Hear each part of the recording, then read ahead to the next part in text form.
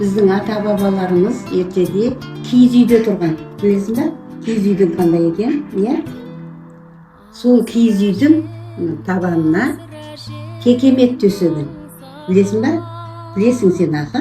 Текемет деген кәдімгі қойдың жүнінен әбден түтілген, daha жасалған түтілген, бұрқырап тұрған әдемі қара ақ жүндерге ден жасалған текемет.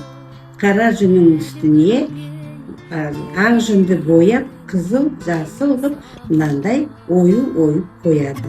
Ол біздің тұрмысымыздағы ең жақсы төсенішіміз. Өйткені ол қойдың жүнінен жасалған, ол жылы, табаның жаурамайды. Біздің халқымыз дана осы жылы білген. Қошқар мүйізі дейді. Қошқардың не екенін білесің ғой? Қошқар қойдың атасы. Соның мүйізіндей сызған. Өйткені біздің тұрмысымыз малмен байланысты болған. Ата-бабаларымыз не баққан? Қой баққан.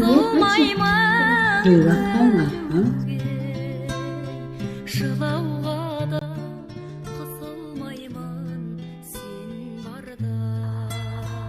Текемет тоқымаса да, текемет баспаса да, кілем тоқитын шеберлердің бірі болып шығады. Ясылым? Ерлі болды. Енді балам, бұны біз матадағы түскен ойымызды, қошқар мүйізімізді кесіп аламыз да, келесі мынандай бір беткей әдемі матаның бетінде жапсырамыз. Сонда бұл матадан бізге бір жастық шығады, не бір көкөше шығады.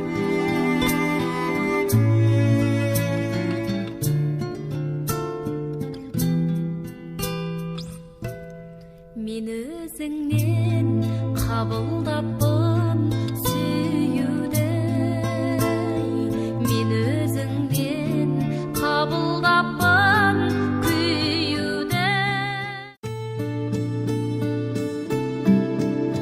Шаш өрімі қазақ халқының ұлттық мәдениеті мен тәрбиесінің ажырамас бөлігі. Ол бойжеткеннің сұлулығын, сабырлығы мен ұқыптылығын қалыптастырады. Қыз баланың шашын күтіп ұстау, ұзын етіп өру, сыпаттылық пен әдептіліктің белгісі.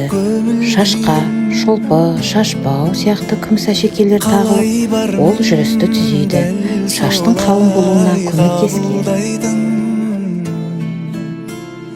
Анамның дауысы естілгені, әкешім жұмыстан кешкіргені, ең қымбат мен үшін ескіргені.